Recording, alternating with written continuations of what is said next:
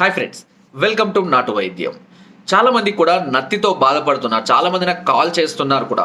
కొంతమందికి ఇది పుట్టుకతోటే వస్తుంది, కొంతమందికి మధ్యలో వస్తుంది.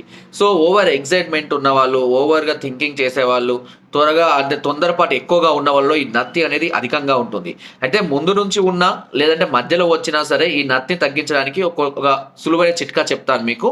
దీనికి కావాల్సిన ఐటమ్స్ మనకు అన్నీ కూడా అందుబాటులో ఉంటాయి. దీనికి వస, శొంఠి, పిప్పలి, సరస్వతి చూర్ణం, దీన్ని బ్రహ్మి చూర్ణం అని కూడా పిలుస్తారు. ఈ 4 ఔషధాలను సమభాగాలుగా తీసుకోండి. అన్నీ ఎంత మోతాదు అనేది మీ ఇష్టం. 50 గ్రాములు తీసుకుంటారా, 100 గ్రాములు తీసుకుంటారా అనేది మీ ఇష్టం.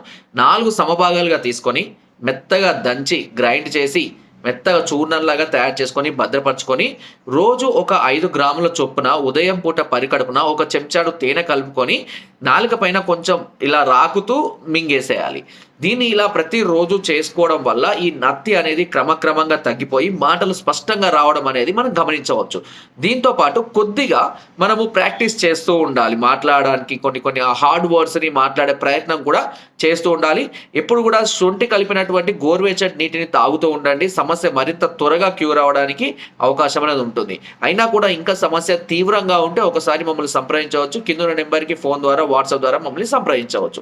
నా వీడియోస్ తప్పకుండా లైక్ చేయండి, షేర్ చేయండి అండ్ సబ్స్క్రైబ్ చేయడం మాత్రం అస్సలు మర్చిపోకండి. Thank you.